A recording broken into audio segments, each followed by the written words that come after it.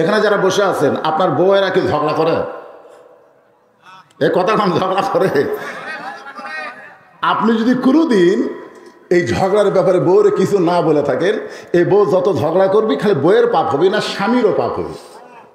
কারণ গন্ধম কিন্তু আদম খায়নি, গন্ধম কিন্তু হাওয়া খাইছে। হাওয়া আদমরে যখন শরবতের মধ্যে খাওয়ানো হয়েছে তখন আল্লাহ বলতেছেন বের হয়ে যা। আদম বলতেছে আল্লাহ কি জন্যে? বলে জান্নাতের পোশাক আর তোরকে পরনে থাকবে না। আদম বলতেছে আল্লাহ আমি তো গন্ধম খাইনি। আল্লাহ আল্লাহকে খাইনি। কি করছে? কামা খিলেছে। আপনি কি মনে করছেন আমি যখন বুঝবার পারছি যে শরবতের মধ্যে গন্ধম ফল আছে, আমি কি ঢুকি চিপছি? আমি এই বাম হাতে টুটি চাইপে ধরে এই ডান হাত মুখের মধ্যে ঢুকাই দিয়ে রক্ত বমি করছি, তারপর আমার দোষ কোথায়? আল্লাহ বলে আদম আসলেই তোর দোষ নেই, কিন্তু তোর কাছে আমার প্রশ্ন হলো হাওয়া তোর কে হয়? আল্লাহ হাওয়া তোমার বউ হয়। আল্লাহকে আদম হাওয়া তোমার কে হয়? আদমকে আল্লাহ হাওয়া আমার বউ হয়। আল্লাহকে আদম হাওয়া তোমার কে হয়? আদমকে আল্লাহ একই প্রশ্ন বারবার করো, হাওয়া আমার বউ হয়। আল্লাহকে আদম রে তিনবার প্রশ্ন করলাম, প্রত্যেকবারই বললা হাওয়া আমার বউ হয়। যতদিন হাওয়া তোমার বউ থাকবে তোমার দায়িত্ব হলো হাওয়া কি করতেছে এটা তোমাকে খেয়াল করা দরকার। ধরে কারণ ঠিক কি না? তোমার হাওয়া গন্ধমের কাছে কখন গেল?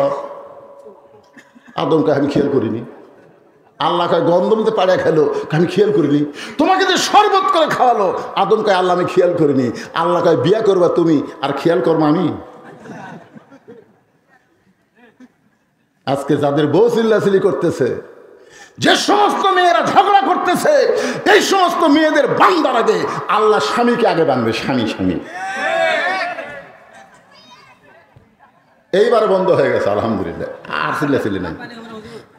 পানি লয় তো, পানির চাই তো বড় গজব হলে মেয়ে মানুষ চিল্লাচিল্লি করে। আমার মায়েরা যারা পর্দার অন্তরাল শোনেন, আল্লাহর নবী ফাতেমার সঙ্গে দেখা করে বললেন ফাতেমা তোমার কি কখনো মনে হয় তোমার বাবা আল্লাহর নবী হওয়ার কারণে আল্লাহ তোমাকে জান্নাত দিবে? এ কথা কি তোমার কখনো মনে হয়? ফাতেমা বলতেছে বাবা এই কথা আমার সবসময় মনে হয়। আমার বাবা বিশ্ব নবী হওয়ার কারণে অবশ্যই আল্লাহ ফাতেমাকে জান্নাত দিবে। রাসূল বলে ফাতেমা তোমার বাবা বিশ্বনবী হওয়ার কারণে আল্লাহ তোমাকে জান্নাত দিবে, এই চিন্তা যদি তোমার মনের মধ্যে থাকে তাহলে তুমি বড় ভুল করেছো মা, তুমি বড় ভুল করেছো। তোমার বাবা নবী হিসাবে আল্লাহ তোমাকে জান্নাত দেবে না।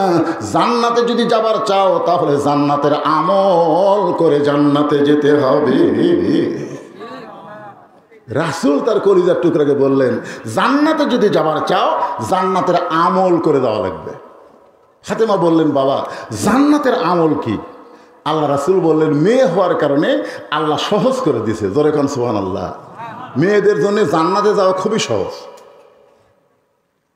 5 ওয়াক্ত নামাজের কথা আছে, রমজান মাসে রোজার কথা, স্বামীর খেদমত আর পর্দা। আল্লাহ রাসূল বলেছেন 24 ঘন্টায় নামাজ পড়া লাগবে না, 24 ঘন্টার মধ্যে 5 বার। কয়বার? 5টা ওয়াক্ত, 5টার সময়। এই 5 সময় নামাজ পড়লে নামাজের হক আদায় হবে। তার মানে বোঝা গেল 24 ঘন্টায় নামাজ নাই, 5 বার নামাজ পড়লে নামাজ শেষ। আল্লাহ রাসূল বললেন বছরে এক মাস, 12 মাসের মধ্যে 1 মাস রোজা রাখলে রমজান মাসে রোজার হক আদায় হয়ে যাবে। আর আছে স্বামীর কথা মতো চলবা, স্বামীর খেদমত করবা, এটা সব সময় না, যখন স্বামী চাবে তখন খেদমত করবা। কিন্তু সতীত্বের হেফাজত পর্দা এটার কোনো সময় নাই, এটা সব সময় নারীদের জন্য আল্লাহ ফরজ করেছে। কোনো সময় নেই, সব সময়। আমার মায়েরা যারা পর্দায় আছেন, সঙ্গে সঙ্গে ফাতেমা তার ওড়না ছিল গায়ে, এই ওড়নাটা মাথার উপর দিয়ে বললেন বাবা আপনাকে সাক্ষী রেখে বলতেছি এই মুহূর্তে আমি ফাতেমা পর্দার ভিতরে ঢুকে গেলাম। নবীকে সাক্ষী রেখে ফাতেমা পর্দার মধ্যে ঢুকে গেল। কেমন পর্দা! মেয়েরা একদিন ফাতেমার সঙ্গে দেখা করবে, মেয়ে মানুষ ফাতেমার সঙ্গে দেখা করবে, দরজার দাঁড়িয়ে আছে, অনেকগুলো মেয়ে ফাতেমার বাড়ির দরজার দাঁড়িয়ে আছে, ফাতেমার সঙ্গে দেখা করবে। হঠাৎ মেয়েরা দেখতে পায় ছোট্ট একটা বাচ্চা দরজার সামনে দৌড়াদৌড়ি করতেছে। এক মেয়ে ডাক দিয়ে বললো বাবু তোমার নাম কি? দৌড়ে সে বলতেছে আমার নাম হলো হোসাইন। মেয়েরা বলতেছে বাবু আমরা তোমার মায়ের সঙ্গে দেখা করতে চাই, তুমি কি পারবে তোমার মায়ের কাছে আমাদের কথা বলতে? হোসাইন বলতেছে আপনাদের কোনো টেনশন নাই, আমি গেলাম। করে হোসেন এক দৌড়ে মায়ের দরজার দিকে যখন দৌড়ায়, একটা ঘর অতিক্রম করে মায়ের দরজায় যাওয়া লাগবে। ওই ঘরের মধ্যে হযরত আলী আল্লাহর কোরআন তেলাওয়াত করতেছে। জোরে কান সুবহানাল্লাহ। ইন্নামাল মুমিনুনা আল্লাযীনা ইযা যুকিরাল্লাহু ওয়াজিলাত কুলুবুহুম ওয়া ইযা তুলিয়াত আলাইহিম আয়াতুহু যাদাতুহুম ঈমানাও ওয়া আলা রাব্বিহিম ইয়াতাওয়াক্কালুন। আল্লাহু আকবার। এখন হোসাইন বাইরে কি করতেছে? খেলাধুলা করতে করতে, খেলাধুলা বাদ দিয়ে দৌড়ে এসে মায়ের দরজা, সঙ্গে সঙ্গে হযরত আলী আল্লাহর কোরআন তেলাওয়াত বাদ দিয়ে, হযরত আলী কি তেলাওয়াত করতেছে? আল্লাহর কোরআন তেলাওয়াত বাদ দিয়ে বলেন, হোসাইন থাম, হোসাইন থাম। তার মানে কি বুঝতেছেন? আপনি যতই ইবাদত করেন, আপনার ছেলে মেয়ে কি করতেছে এদিকে আপনার খেয়াল করার দরকার আছে না? আপনি ফজরের নামাজ সামনে কাতারে পড়েন, কিন্তু আপনার 22 বছরে আড়িয়ে তুই যে ঘুম পাড়ে। এই মুরব্বী, আপনি সামনে কাতারে ফজর পড়েন, কিন্তু আপনার 22 বছরে আড়িয়া আগে ছিল 3 হাত, 3.5 হাত, কিন্তু যেই ফজর আজান শুরু হয়েছে ওই আস্তে আস্তে 2.5 হাত। 2.5 হাত মানে কি? কম্বলের মধ্যে যে আজান শুনছে, কম্বল মাথার উপর দিয়েছে, এখন পাও বার হবে, কি করবে? আস্তে করে পাও টানে না বুকের সাথে রাখছে। বাবা নামাজে যাওয়ার সময় জানলাতে দেখে লেপ দিয়ে মনে হয় চাউলের বস্তা ঢাকা থাকছে, মানে মাথাও নেই পাও নেই, বিয়ে যেমন ইন্দু ধরে আস্তে আস্তে বাবা ঘরের মধ্যে ঢুকে ল্যাপ টানটা দেখে ল্যাপের ভিতরে তার ছেলের সাইজ আর সকালবেলা সাইড টিপে কুত্তের সাইজ একই সাইজ। এখন আপনারা বলেন, আপনার সন্তান ফজরের আযান শুনে কুত্তার আমল করতেছে আর আপনি সামনে কাতারে নামাজ পড়তেছেন, আপনি কখনোই মনে করবেন না যে আপনি জান্নাতে যাবেন। কারণ আল্লাহ কোরআনে বলেছেন, কু আনফুসাকুম ওয়া আহলিকুম নার, জাহান্নামের আগুন থেকে একলা বাঁচলে হবে না, আহাল পরিবার, সমাজ এবং রাষ্ট্র সবাইকে নিয়ে বাঁচা লাগবে। তোরে কোন কথা ঠিক কিনা? এখন হযরত আলী দেখতেছে যে বাচ্চা আমার খেলাধুলা করতেছে বাইরে, আর সেই বাচ্চা বাহির থেকে দৌড়ে এসে মায়ের দরজা, সঙ্গে সঙ্গে বলে, থাম কেরে হোসাইন, বাইরে খেলাধুলা বাদ দিয়ে দৌড়ে এসে মায়ের দরজা কেন? হোসেন বলতেছে, আব্বু কতগুলো মেয়ে মানুষ আমার মায়ের সঙ্গে দেখা করবার চাই, আমার মা তাদের জন্য দরজা খুলবে কি খুলবে না এইটা জানার জন্য আমি মায়ের ঘরে ঢুকতেছি। আলী বলতেছেন, তোমার বয়স কত? হোসেন বলতেছে, আমি তো জানি না। আলী বলতেছে, আমি জানি বলি তো তোমাকে থামাছি।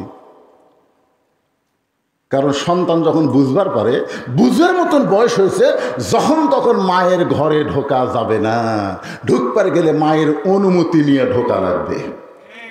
আমার কথা কি বুঝলেন? মেয়ে যখন বড় হবে তখন যখন তখন বাবা মেয়ের ঘরে ঢুকতে পারবে না, মেয়ের অনুমতি নিয়ে বাবাকে ঘরের মধ্যে ঢোকা লাগবে। জোরে কথা ঠিক কি না? তাহলে চিন্তা করে দেখেন, মায়ের ঘরের মধ্যেও ঢুকতে গেলে মায়ের অনুমতি লাগবে। এখন হয়তো বলবেন, হুজুর সন্তান কখন বুঝতে পারে? যতদিন সন্তান মায়ের স্তনের দুগ্ধ পান করে ততদিন সন্তান বুঝতে পারে না, দেখলেও বুঝবার পারে না। কিন্তু সন্তান যখন মায়ের দুগ্ধ পান করা বাদ দিয়ে দেয়, তখন সন্তান শুধু দেখে না, মেমোরির মধ্যে ক্যাচ করে। এই জন্য আল্লাহ রাসূল বলেছেন, তোমাদের সন্তান যখন বুঝের মতন বয়স হবে তখন সন্তানের সামনে ভুল করে হলেও নিজের বউকে আদর করবা না। সাহাবেরা বললেন, হুজুর এটা কত বছর হবে? 2 থেকে 2.5 বছর বয়স পর্যন্ত সন্তানের সামনে আপনি বউকে আদর করতে পারবে না। তার আগে করেন, তার আগে করেন, কোনো অসুবিধা নেই, দেখবি ঠিকই কিন্তু বুঝবি না। যখনই 2.5 বছরও পার হয়ে গেছে তখন খালি দেখবি না, বুঝবি। ওই বেড়ে এসে বলবার পারে, আব্বু তাই মাথা চাপায় ধরছিল রে, বলবার পারে। তাহলে চিন্তা করে দেখেন ইসলাম কত সুন্দর। তার দুধের বাচ্চার সামনে তার বউকে, হালাল বউকেও আদর করা যাবে না। যদি কয়ে দেয় আব্বু মাথা চাপায় ধরছিল, এর না হলো ইসলাম। আর আমাকে 14 ফেব্রুয়ারি ভ্যালেন্টাইন ডে, হাইরি মানে কাতি মাসে কুত্তা চোলা লাগিয়েছে। রাস্তাঘাট পার্কে যেখানে সেখানে ছেলে মেয়ে দেখা যায়। ইসলাম কত সুন্দর, একটু মনোযোগ দেন। আলী বলতেছেন, হোসাইন তোমার বয়স কত? হোসেন বলতেছে, বাবা আপনি ভালো জানেন। আলী বলতেছে, এই জন্যই তো তোমার থামাইলাম, আসো আমার কাছে আসো। এই মুহূর্তে তুমি যখন তখন মায়ের ঘরে ঢুকতে পারবা না। ওই মেয়েরা তোমার মায়ের ঘরে ঢুকবে, তুমি অনুমতি নিবার গেলে আগে তোমাকে মাকে সালাম দিয়ে মায়ের ঘরে ঢুকতে পারবে কিনা মায়ের অনুমতি নেওয়া লাগবে। অত কষ্ট করার দরকার নাই, তুমি আমার কাছে আসো। হযরত আলী হোসেনকে কাছে ডেকে তিনি যে কোরআন শরীফ পড়তেছেন, এই কোরআন শরীফটা এভাবে ধরে বললেন, ধরো। নিজের বাচ্চা হোসেনকে বলতেছে কোরআন শরীফ ধরো। হোসেন বলতেছে দেন। যেই বলছে দেন, আলী চোখ দিয়ে দর দর করে পানি পড়তেছে খুশিতে। সুবহানাল্লাহ বলেন। ছোট বাচ্চার হাতে কোরআন দেওয়া, যেই বাচ্চা বলতেছে দেন, তার মনে বোঝা গেল হোসেন কোনো সময় নাপাক থাকে না, সব সময় পাক থাকে। জোরে কোন কথা ঠিক কি না? সব সময় পাক থাকে। কেন মাইকের ইকো দিছে নাকি? ইকো বন্ধ করে দাও। হোসেন সবসময় পাক থাকে, যার কারণে বলতেছে বাবা দেন। কারণ লা ইয়ামাসসুহু ইল্লাল মুতাহহারুন, ততক্ষণ পর্যন্ত কোরআন স্পর্শ করতে পারবা না যতক্ষণ পর্যন্ত তুমি পবিত্র না হবা। হযরত আলী হোসেনের হাতে আল্লাহর কোরআন দিয়ে ফাতেমার ঘরের মধ্যে ঢুকতেছেন।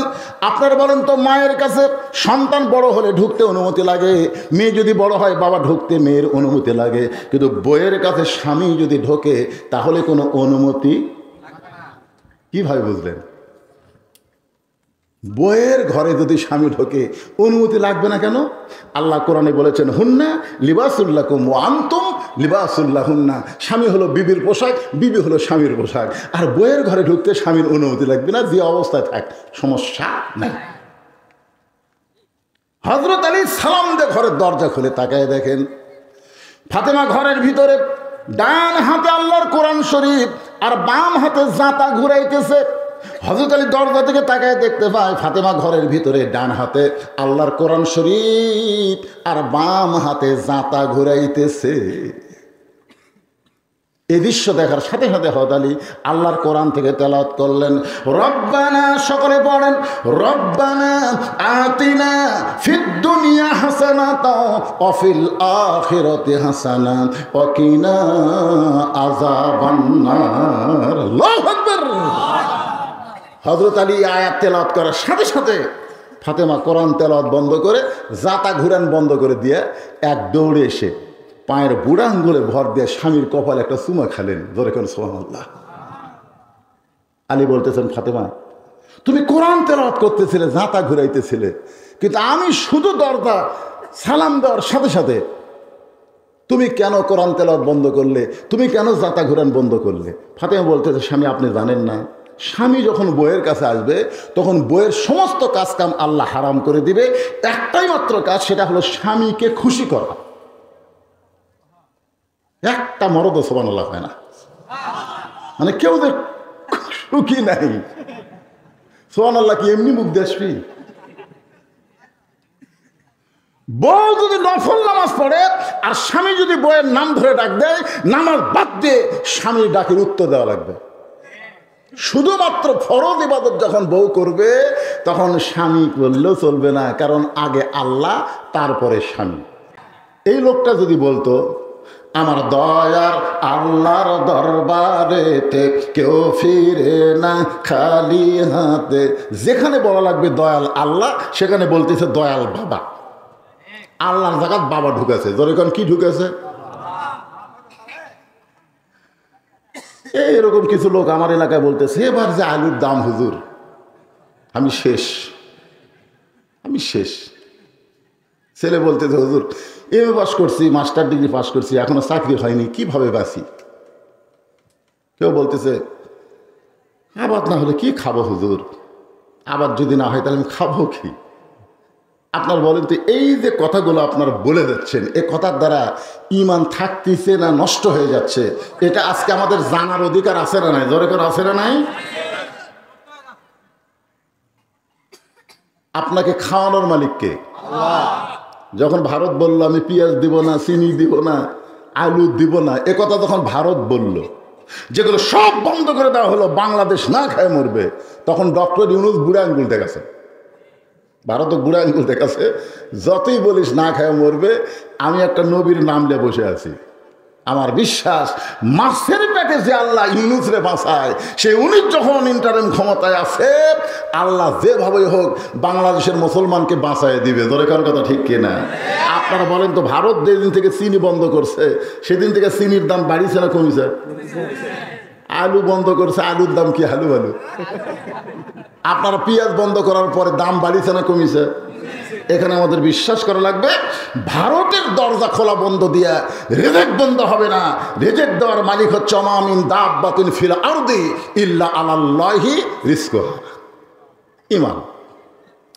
সাহাবারা জিজ্ঞাসা করলেন, ইয়া রাসূলুল্লাহ, এই ঈমান সম্পর্কে আপনার কাছে আমরা ভালোভাবে ক্লিয়ার শুনতে চাই। আল্লাহ নবী বললেন, তাহলে শোনো, ইকরার বিল লিসান, তাসদিকু বিল জানান, আমল বিল আরকান, এরই নাম হলো ঈমান। এখানে তিনটা কথা বলা হয়েছে, খেয়াল করবেন। একটা হলো ইকরার বিল লিসান, জবানে বলতে হবে লা ইলাহা ইল্লাল্লাহ। এখানে আমার যে কয়টা ভাই দেখতেছি, এটা তো বয়স বেশি হয়নি। আমার এলাকার এক হিন্দু মুরব্বী আমাকে বলছে, বাবা মুসলমানের কলমার দাম আছে। তাই বললাম, মুরব্বী মুসলমানের কলমার দাম আপনি কেমনে বুঝলেন? বলে, যুদ্ধের সময় বুঝেছি। এই কলমাদার মুখতা ছিল, পাকিস্তানের আর্মি তাকে হত্যা করেনি। আমরা হিন্দুরা ভয়ের ঠেলায় লা ইলাহা ইল্লাল্লাহর জিকির করছি। আর্মিরা আমাদের মুখের কলমা শুনে আর গুলি করেনি। দেশ যখন স্বাধীন হয়ে গেল আর আমরা কলমাত নেই। আমি বললাম, দাদা এই কলমা শুধু মুখে উচ্চারণ করার কারণে আর্মির গুলির থেকে যদি আল্লাহ আপনাদের বাঁচায় দেয়, এই কলমা যদি কলিজার মধ্যে জায়গা দেবার পারেন, তাহলে জাহান্নামের আগুন থেকে আল্লাহ আপনাদের বাঁচায় দিবে। তখন বলতেছে, বাবা কলিজার মধ্যে কলমা সেটা আবার কি? রাসূল বললেন, তাসদিক বিল জানান, কলিজার মধ্যে যখন কোনো মুসলমানের ঈমান ঢুকবে, ওই মুসলমানটা কেমন মুসলমান হবে? উকিল বলতেছে, স্যার আপনি যদি খালি রাষ্ট্রপতির কাছে বাঁচার দরখাস্ত লেখেন, রাষ্ট্রপতি একটা দলের আমির হওয়ার কারণে আপনাকে যদি মাফ করে, তাহলে আপনার ফাঁসির দণ্ড কার্যকর হবে না। আপনি রাষ্ট্রপতির কাছে একটা বাঁচার দরখাস্ত লেখেন। কিসের দরখাস্ত? প্রাণ ভিক্ষা। কথা করেন, কিসের দরখাস্ত? তাসদিক বিল জানান, কলিজার মধ্যে ঈমান থাকার কারণে মুচকি মুচকি হাসতেছে। উকিল বলে, স্যার হাসেন কেন? বলে, হাসার কারণ হলো, তুমি যে রাষ্ট্রপতির কাছে আমাকে প্রাণ ভিক্ষা চাইতে বলতেছো, এইরকম তিনটা রাষ্ট্রপতিকে আমি ক্ষমতার থাকা অবস্থায় মরা দেখছি। কয়জনকে? তিনজনকে ক্ষমতার থাকতেই মরা দেখছি। একটা হলো শেখ মুজিবুর রহমান, একটা হলো জিয়াউর রহমান, একটা হলো জিল্লুর রহমান। যারা ক্ষমতার থাকতে নিজেই মারা যায়, কোন ইমানদার কলিজার মধ্যে ঈমান থাকা অবস্থায় ফাঁসির মঞ্চে যাবে, কিন্তু রাষ্ট্রপতির কাছে বাঁচার দরখাস্ত লিখবে না। তখন বলতেছে, এই গোয়ার্কের কারণেই তো আপনার ফাঁসি হবে। সঙ্গে সঙ্গে ইমানদার কোরআন থেকে পড়তেছেন, ওয়ালা তাকুলু লিমান ইউকতালু ফি সাবিলিল্লাহি আমওয়াতুন বাল আহইয়াউ ওয়ালাকিন লা তাশউরুন। তুমি বলতেছো আমার ফাঁসি হবে, কিন্তু আমার ঈমান বলতেছে ফাঁসির মাধ্যমে আল্লাহ তাআলা আমার জন্য 8টা জান্নাতের দরজা খুলে দিবে। এই সুবহানাল্লাহ পড়তে পয়সা লাগতেছে। তাসদিক বিল জানান, আবার কি বৃষ্টি আসা দিকে চিন্তা করতেছেন? হ্যাঁ না, আবার যদি বৃষ্টি আসে কি করবেন? আবার মসজিদে যাবেন নাকি? না, বৃষ্টি কি হয়? ডোনাল্ড ট্রাম্প বলল গাজার মুসলমানকে তোমরা জায়গা ছাড়ো, আমি সুন্দর করে তোমাদের বসত বাড়ি বানায় দেব। গাজার মুসলমান বলল, ডোনাল্ড ট্রাম্প আমরা জায়গা ছাড়ি দিয়ে চলে দেয়, আর এই সুযোগ তুমি ইসরায়েলকে দিয়ে দিবে। এরকম পাগলা মনে করো না, তুমি যতই গুলি করো কিন্তু জায়গা ছাড়বে না। গুলির মধ্যে মুসলমানেরা জায়গা ছাড়ে নাই। আর আপনারা জান্নাতের বাগানে বসে আছেন, সামান্য বৃষ্টি দিয়ে আল্লাহ পরীক্ষা করবেন। আমি দেখব লিয়াবলুয়াকুম আইয়ুকুম আহসানু আমালা। আজকের সুন্দর আমল হচ্ছে বৃষ্টির মধ্যে বসে সূরা আসরের তাফসীর শোনা। ধরে কোন কথা ঠিক কিনা? হ্যাঁ, যদি আপনারা ধৈর্য নিয়ে বসে থাকেন, এক সময় আল্লাহ বৃষ্টি বন্ধ করে দিবেন। আর মনের মধ্যে যখন এদিক সেদিক যাবি তখন দেখবে না এরা তো টল মাটাল মুসলমান। হুজুর আবার বৃষ্টি হচ্ছে, কি করবো রে বাবা? এই বৃষ্টি বন্ধ করার একটা ওষুধ আছে, যদি আমি আপনাকে প্রয়োগ করি আপনারা কি সেটা নেবেন? একজন দুইজন কথা। আচ্ছা আপনারা বলেন তো, আজকের মাহফিলের জন্য বৃষ্টিটা বালা মুসিবত না রহমত? বৃষ্টি আল্লাহ রহমত, এটা ঠিক আছে, কিন্তু আজকের মাহফিলের জন্য এটা কি? মুসিবত, বালা, একটা বিপদ। একবার দুইবার হলে হতো, বারবার বৃষ্টি দেওয়া এটাকেও যদি রহমত বলেন তাহলে রহমত আবার কোনটা হবে? রাসূল বলেছেন as-সাদাকাতু তারুদ্দুল বালা, দান সাদকা করলে এই বালা মুসিবতকে আল্লাহ দূর করে দিবে। এরকে বৃষ্টি হওয়া থেকে কমিটির লোকের চিন্তা হয়েছে, কিছু লোক তো হয়েছে, আমরা লাখ লাখ টাকা খরচ করছি। হুজুর বৃষ্টি না, বৃষ্টির ভিতরে অন্তত 5টা মিনিট হুজুর আপনি একটু জনগণকে বলেন আমাদের মাহফিলের জন্য একটু মহব্বত করে যে 10, 20, 50 টাকা 100 টাকা মসজিদের জন্য দেয়, তাহলে আপনি এটা কাম করে দেওয়াজ করেন। মানে এর ভিতরে একটু এরকম এরকম হচ্ছে, বুঝতেছেন না? এই জন্য এই কাগজটা আমার সামনে দিছে। এখন এই কাগজ দেখার পরে যদি আমি আপনাদের বলি ভাই 10 টাকা 20 টাকা 50 টাকা 100 টাকা যিনি যা পারবেন আল্লাহর ঘরত দিবেন, এ কথা শোনার পরে কারা কারা উঠবেন?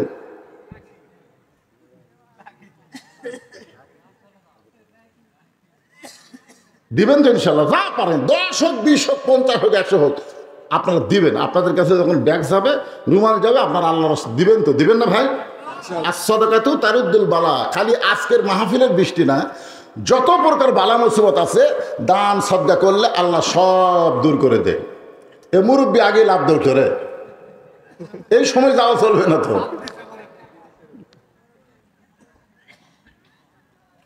এ মুরব্বী উঠে আসতেছে ব্যাগ নেওয়ার জন্য না টাকা দেওয়ার জন্য? এই ছেলেরা ব্যাগ না ঢোকো না কেন? আল্লাহ নবীর হাদিস সত্য, অন্তত 12টা পর্যন্ত এই যে তোমার বান্দারা কষ্ট করে মাহফিল আইছে আবার জুলুমের মতন দান করতেছে, আল্লাহ তাআলা তুমি 12টা পর্যন্ত একটু বৃষ্টি বন্ধ করে দাও তো। আল্লাহ পারে কি পারে না? ধরে করেন পারে কি পারে না? আপনারা খুশি হয়ে আল্লাহ দেন। সবর বিষয় হলো 4টা, ধরে বলেন কয়টা?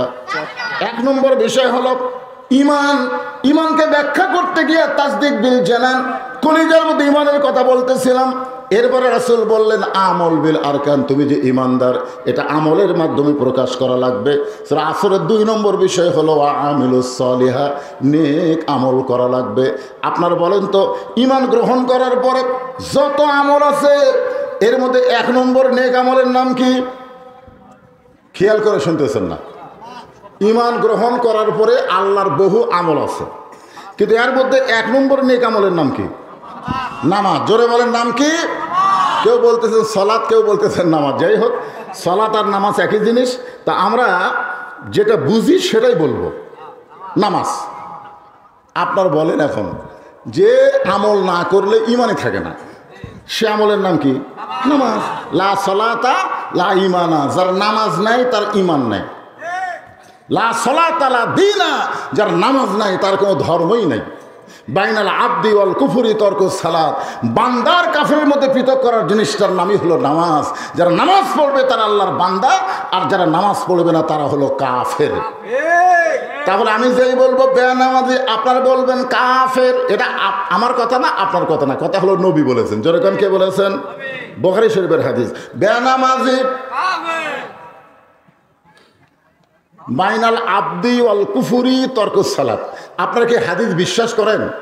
এই হাদিস অনুযায়ী রাসূল বলতেছেন যারা নামাজ পড়বে তারা আল্লাহর বান্দা, আর যারা নামাজ পড়বে না তার হলো কাফের। তাহলে আমি যেই বলবো বেনামাজি, আপনারা বলবেন কাফের। এই কথা বলতে আপনাদের কোন জায়গায় বাঁচতেছে? যদি মনে করেন হুজুর আমি তো মাগরিব এশার নামাজ পড়িনি, তাহলে আমি তো কাফের হয়ে গেলাম। আরে আপনি কাফের হলেও এই কথার সঙ্গে যদি একমত হন, ফজর থেকে আল্লাহ হয়তো আপনার নামাজের জন্য কবুল করতে পারে। জোরে কথা ঠিক কিনা? এজন্য হক কথা সত্য কথা বলার সময় মুখ বন্ধ করা যাবে। বেনামাজি আরো জোরে জোরসে বলুন। তোমার দুই কান্দে দুই মোহরি লিখিতেছেন ডায়েরি, দলিল দেখে রায় দিবে, টাকা পয়সার নাই কারবার। কিরামান কাতিবিনা ইয়ালামুনা মা তাফআলুন। এদের সাদা গঞ্জি গাওয়া ঘুরতেছে ভলান্টিয়ার, খোঁজলে দেখেন এদের মধ্যে অনেকে মাগরিব এশার নামাজ পড়েনি, কিন্তু কি মাহফিল করলা বল মসজিদ উন্নয়নে হুজুর। তো মসজিদের উন্নয়ন মানে কি? মসজিদের উন্নয়ন মানে মসজিদ টাইলস করা, মসজিদ দোতলা করা, মসজিদ এসি করা, এগুলো মসজিদের উন্নয়ন নয়। মসজিদের উন্নয়ন হলো মুসল্লি কালেকশন। ধরে ধরে কথা ঠিক কিনা? মুসল্লি যদি না থাকে কিসের উন্নয়ন রে?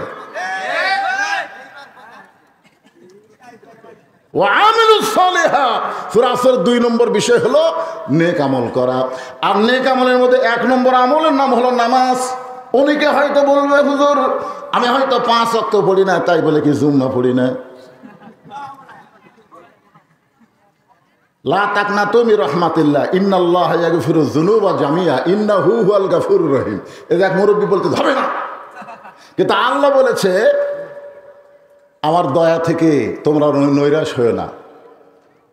তোমরা যতই পাপ করো না কেন তার চাইতে আমি আল্লাহর দয়া অনেক বেশি। আল্লাহ হয়তো হাসরের ময়দানে বলবেন যারা 5 ওয়াক্ত পড়ো নাই, শুধু জুম্মার নামাজ পড়েছো, আমি আল্লাহ তোমাদেরকে জান্নাত দিয়ে দিলাম। যদি আল্লাহ বলে আমাদের করার কিছু আছে? আমরা নামাজের একটু মন খারাপ করব। কি রে ফজরের নামাজ পড়তে এত কষ্ট বাড়ে, এশার নামাজ পড়তে কষ্ট, মাগরিব জোহর এ আসর পড়লাম, আর এরা খালি জুম্মা মেরাই ব্যস্ত, একটু মন খারাপ হবে, কিন্তু বলার কোনো সুযোগ, যেরকম বলার কোনো সুযোগ আছে? পালিমান খাফা মাকাম রাব্বিহি জান্নাতান, আল্লাহর সামনে ডাকডাঙ্গার হকে যারা ভয় করবে আল্লাহ তাদেরকে 2টা জান্নাত দিয়ে দিবে। যেরকম সুবহানাল্লাহ। ভাইজান একটু মনোযোগ দেন। তা ওরা এখন খুব খুশি হয়ে জান্নাতের দিকে জুম্মা পাটি মারবে দৌড়। জান্নাতের দরজার কাছে গিয়ে দেখবে জান্নাতের দরজার বিশাল একটা তালা। বলবে আল্লাহ আপনি আমাকে জান্নাত দিলেন, কিন্তু জান্নাতের দরজার যে তালা, আল্লাহ বলতেছে চাবি তোরকে কাছে আছে, খুঁজে দেখ। তখন জুম্মা পাটিটা খুঁজে দেখবে চাবি আছে, খুশি হয়ে তালার মধ্যে ঢুকাবে, কিন্তু চাবি ঢুকবে ঠিকই, ঘুরবি না। ঢুকছে ঠিকই কিন্তু ঘোরে না। বলে আল্লাহ চাবি তো তালার মধ্যে ঢুকলো কিন্তু ঘোরে না কেন? আল্লাহ বলতেছে তালার মধ্যে 5টা দাগ আছে, তো চাবির মধ্যেও 5টা দাগ থাকা লাগবে, দাগে দাগে মিল হবে, কুট্টুস করে খুলে যাবে। তখন ওরা চাবি বের করে দেখে তেল তেলা। আল্লাহ কয় পাগল, ওই যে তালার মধ্যে ঢুকেছিস ওই তালার 5টা দাগ আছে রে, এই দাগে দাগে মিল হওয়া লাগবে। আমার চাবি না তেল তেলা, 5টা কিসের দাগ? তখন আল্লাহ বলবেন ফজর যোহর আসর মাগরিব এশা, এই 5টা দাগ যে চাবির মধ্যে থাকবে না তারা জান্নাত দেখতে পারবে কিন্তু ঢুকতে পারবে না। তাহলে জুম্মা পার্টির জন্য খবর কি? জান্নাত দেখতে পারবি কিন্তু ঢুকতে পারবি না। এখন যারা খালি জুম্মা মারতেছেন তাদের জন্য আজকে মসজিদের উন্নয়ন হলো 5 ওয়াক্ত নামাজ জামাতে আদায় করা লাগবে। জোরে কোন ঠিক হবি না, যতই ঠিক কোন কাম হবি না। কারণ নবুয়তের 10ম বৎসরে আল্লাহ নবীকে নামাজ দিছে। খুব খেয়াল করবেন, এই যে আমির হামজা তো ওয়াজ করেনি, খাদিজা 1 ওয়াক্ত নামাজ পড়েনি, একটা রোজাও রাখেনি, 1 টাকা যাকাতও দেয়নি, একদিনও পর্দার মধ্যে থাকেনি, হজও করেনি, তারপরও আল্লাহ তাকে জান্নাতে একটা ঘর দিছে, আল্লাহ পাক তাকে সালাম দিয়েছে। এইটুকু শোনার পরে ওরা কাটিং করছে, ইউটিউবে এটা কাটিং করছে। এরপরে আমির হামজা কি বলছে ওরা দেয়নি। এইটুকুই শুনে হয় সর্বনাশ, খাদিজা সম্পর্কে এমন বাজে মন্তব্য করলো। আরে পাগলারা, খাদিজা যখন দুনিয়া থেকে বিদায় নিয়েছে তখন নামাজও ফরজ হয়নি, রোজাও ফরজ হয়নি, যাকাতও ফরজ হয়নি, পর্দাও ফরজ হয়নি। এগুলো সব কিছু ফরজ হওয়ার আগে মা খাদিজা দুনিয়া থেকে বিদায় নিয়েছে। সুবহানাল্লাহ। তাহলে খুব খেয়াল করবেন, নবুয়তের 10ম বৎসরে আল্লাহ রাসূল যখন মেরাজ করলেন ওই সময় আল্লাহ তাআলা নবীকে 5 ওয়াক্ত নামাজ দিল। এরপরেও নবী 3 বছর মক্কায় ছিলেন। 3 বছর কোথায় ছিলেন? আল্লাহ কোরআনে যে কয়টা আয়াত দিছে কোনো আয়াতে আপনারা খুঁজে পাবেন না ইকরাউস সালাত, নামাজ পড়ো, এ কথা কোনো জায়গাতে পাবেন না। প্রত্যেকটা জায়গায় আল্লাহ বলেছেন আকিমুস সালাত, নামাজ কায়েম করো।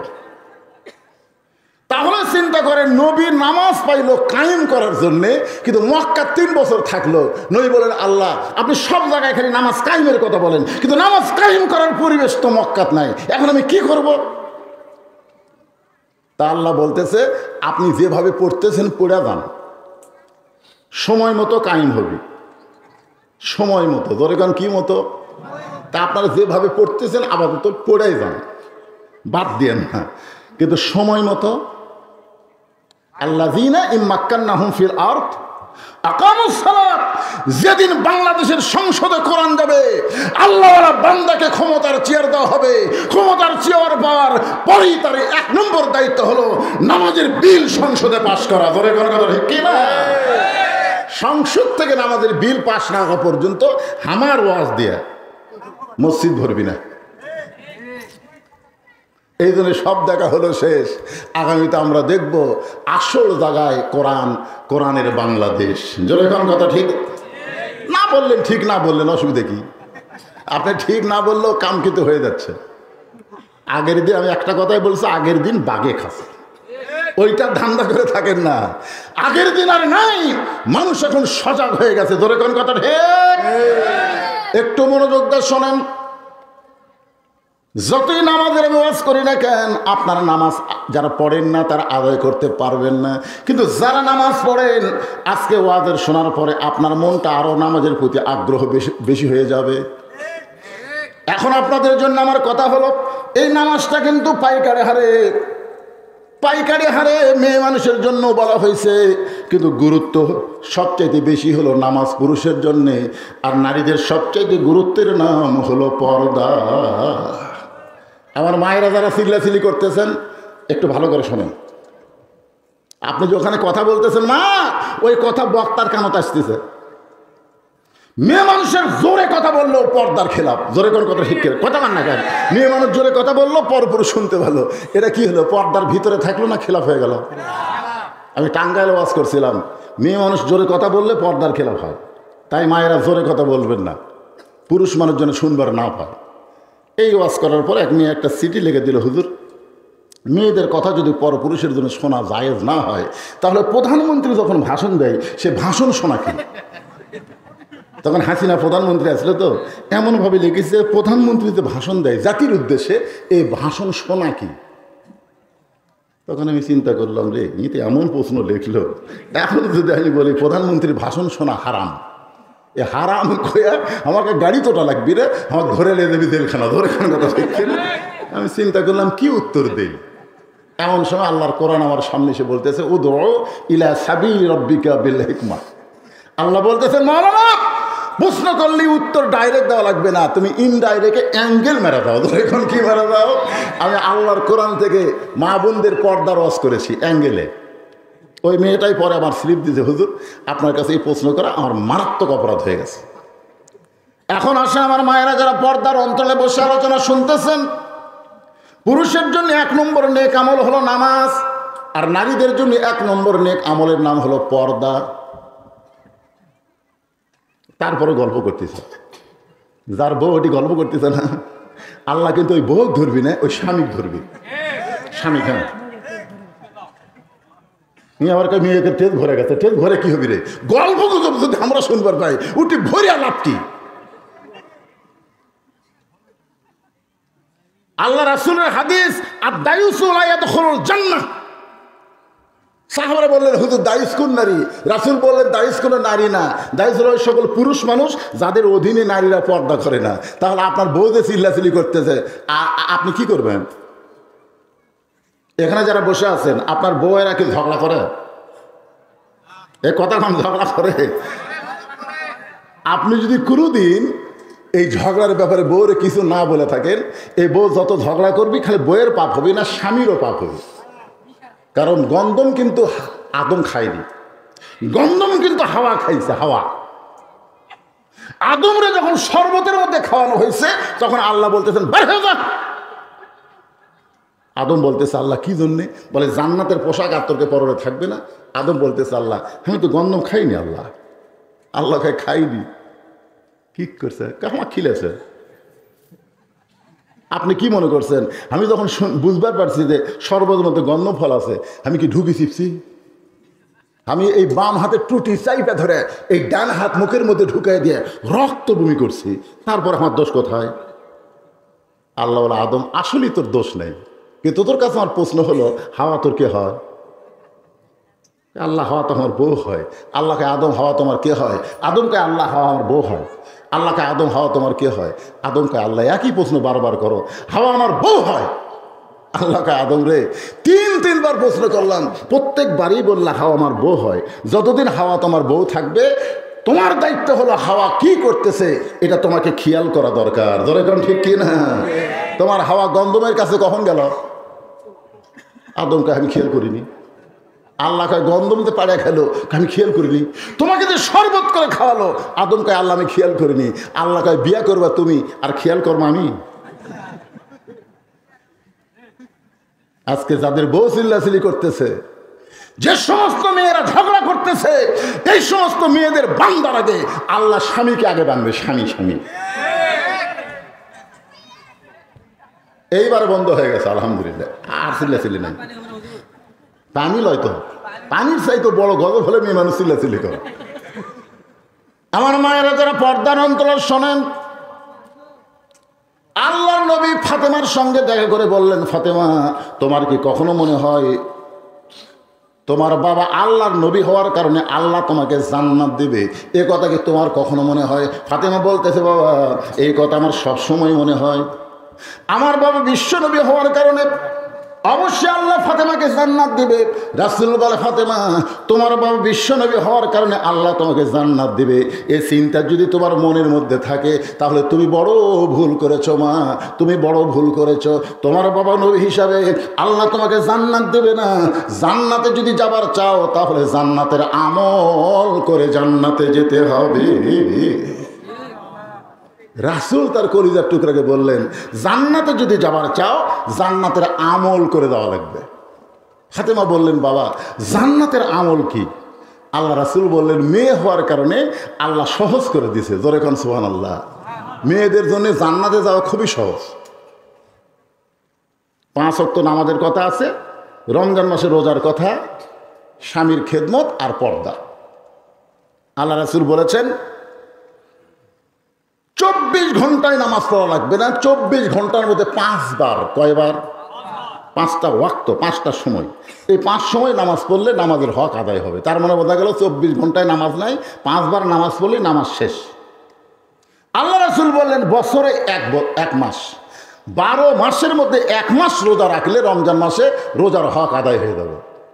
আর আছে স্বামীর কথা মতো চলবা, স্বামীর খেদমত করবা। এটা সব সময় না, যখন স্বামী চাবে তখন খেদমত করবা। কিন্তু সতীত্বের হেফাজত, পর্দা, এটার কোনো সময় নাই। এটা সব সময় নারীদের জন্য আল্লাহ ফরজ করেছে, কোনো সময় নেই, সব সময়। আমার মায়েরা যারা পর্দায় আছেন, সঙ্গে সঙ্গে ফাতেমা তার ওড়না ছিল গায়ে, এই ওড়নাটা মাথার উপর দিয়ে বললেন, বাবা আপনাকে সাক্ষী রেখে বলতেছি, এই মুহূর্তে আমি ফাতেমা পর্দার ভিতরে ঢুকে গেলাম। নবীকে সাক্ষী রেখে ফাতেমা পর্দার মধ্যে ঢুকে গেল। কেমন পর্দা! মেয়েরা একদিন ফাতেমার সঙ্গে দেখা করবে, মেয়ে মানুষ ফাতেমার সঙ্গে দেখা করবে, দরজার দাঁড়িয়ে আছে, অনেকগুলো মেয়ে ফাতেমার বাড়ির দরজার দাঁড়িয়ে আছে, ফাতেমার সঙ্গে দেখা করবে। হঠাৎ মেয়েরা দেখতে পায় ছোট্ট একটা বাচ্চা দরজার সামনে দৌড়াদৌড়ি করতেছে। এক মেয়ে ডাক দিয়ে বললো, বাবু তোমার নাম কি? দৌড়ে সে বলতেছে, আমার নাম হলো হোসাইন। মেয়েরা বলতেছে, বাবু আমরা তোমার মায়ের সঙ্গে দেখা করতে চাই, তুমি কি পারবে তোমার মায়ের কাছে আমাদের কথা বলতে? হোসাইন বলতেছে, আপনাদের কোনো টেনশন নাই, আমি গেলাম। এই বলে হোসাইন এক দৌড়ে মায়ের দরজার দিকে যখন দৌড়ায়, একটা ঘর অতিক্রম করে মায়ের দরজায় যাওয়া লাগবে। ওই ঘরের মধ্যে হযরত আলী আল্লাহর কোরআন তেলাওয়াত করতেছে। জোরে কান সুবহানাল্লাহ। ইন্নামাল মুমিনুনা আল্লাযীনা ইযা যুকিরাল্লাহু ওয়াজিলাত কুলুবুহুম ওয়া ইযা তুলিয়াত আলাইহিম আয়াতুহু যাদাতুহুম ঈমানাও ওয়া আলা রাব্বিহিম ইয়াতাওয়াক্কালুন। আল্লাহু আকবার।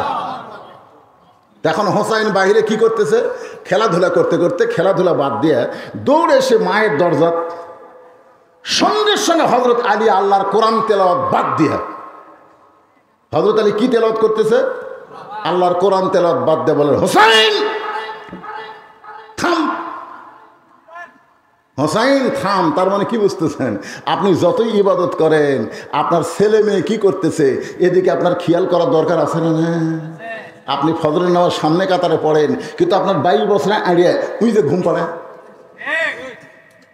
এই মুরব্বী, আপনি সামনে কাতারে ফজর পড়েন, কিন্তু আপনার 22 বছরে আড়িয়া, আগে ছিল 3 হাত 3.5 হাত, কিন্তু যেই ফজর আজান শুরু হয়েছে ওই আস্তে আস্তে 2.5 হাত।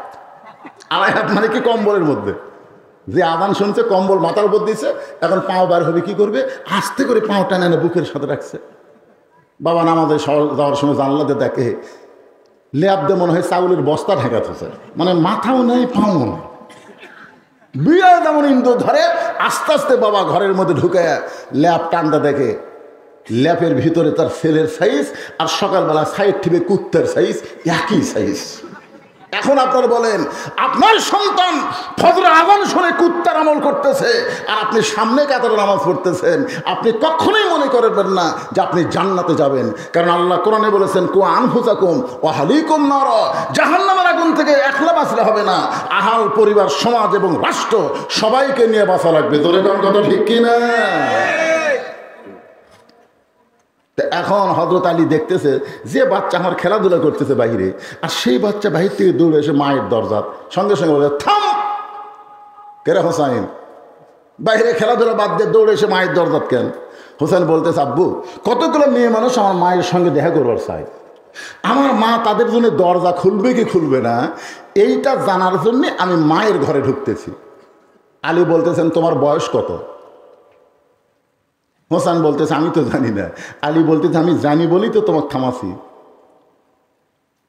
কারণ সন্তান যখন বুঝবার পারে, বুঝার মতন বয়স হয়েছে, যখন তখন মায়ের ঘরে ঢোকা যাবে না, ঢুকবার গেলে মায়ের অনুমতি নিয়ে ঢোকা লাগবে। আমার কথা কি বুঝলেন?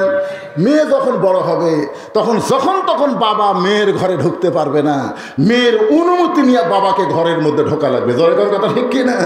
তাহলে চিন্তা করে দেখেন, মায়ের ঘরের মধ্যেও ঢুকতে গেলে মায়ের অনুমতি লাগবে। এখন হয়তো বলবেন, হুজুর সন্তান কখন বুঝতে পারে? যতদিন সন্তান মায়ের স্তনের দুগ্ধ পান করে ততদিন সন্তান বুঝতে পারে না, দেখলেও বুঝবার পারে না। কিন্তু সন্তান যখন মায়ের দুগ্ধ পান করা বাদ দিয়ে দেয়, তখন সন্তান শুধু দেখে না, মেমোরির মধ্যে ক্যাচ করে। এই জন্য আল্লাহ রাসূল বলেছেন, তোমাদের সন্তান যখন বুঝের মতন বয়স হবে তখন সন্তানের সামনে ভুল করে হলেও নিজের বউকে আদর করবা না। সাহাবেরা বললেন, হুজুর এটা কত বছর হবে? 2 থেকে 2.5 বছর বয়স পর্যন্ত সন্তানের সামনে আপনি বউকে আদর করতে পারবে না, তার আগে করেন, তার আগে করেন, কোনো অসুবিধা নেই, দেখবি ঠিকই কিন্তু বুঝবি না। যখনই 2.5 বছরও পার হয়ে গেছে তখন খালি দেখবি না, বুঝবি। ওই বেড়ে এসে বলবার পারে, আব্বু তাই মাছ চাপায় ধরছিল রে, বলবার পারে। তাহলে চিন্তা করে দেখেন ইসলাম কত সুন্দর। তার দুধের বাচ্চার সামনে তার বউকে, হালাল বউকেও আদর করা যাবে না। যদি কয়ে দেয় আব্বু মাছ চাপায় ধরছিল, এর না হলো ইসলাম। আর আমাকে রে 14ই ফেব্রুয়ারি ভ্যালেন্টাইন ডে, হাই রে, মানে কাতি মাসে কুত্তা তোলা লাগিয়েছে। রাস্তাঘাট পার্কে যেখানে সেখানে ছেলে মেয়ে দেখা যায়।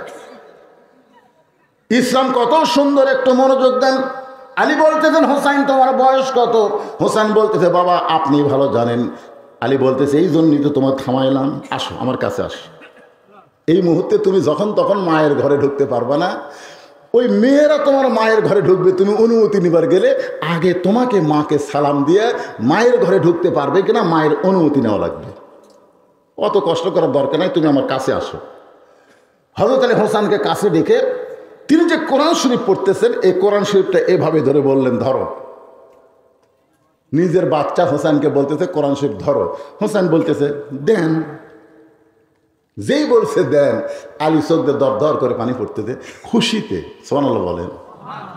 ছোট বাচ্চার হাতে কোরআন দেওয়া, যেই বাচ্চা বলতেছে দেন, তার মনে বোঝা গেল হুসাইন কোন সময় নাপাক থাকে না, সব সময় পাক থাকে। জোরে কোন কথা ঠিক কি না?